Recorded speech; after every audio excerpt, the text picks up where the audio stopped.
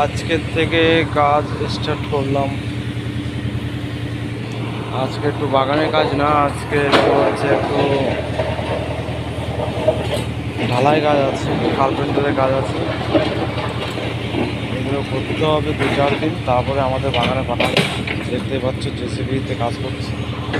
আর এগুলো হচ্ছে কোম্পানির ওয়ার্কশপ। এই যে গাড়িটা দেখতে পাচ্ছ, যে চালাবে তাকে লোডিং করতে হবে। গাড়িতে ফল লোডিং হয়, ঠিক আছে। আর এদিকে সার আছে, সারের বস্তা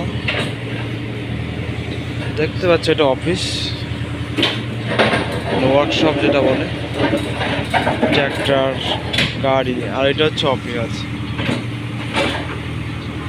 আর এই যেটা যেটা দেখতে পাচ্ছ, এটা হচ্ছে তেল বানাই, যেটা হচ্ছে আমাদের পাম্প কলের থেকে তেল হয়, সেই তেলটা।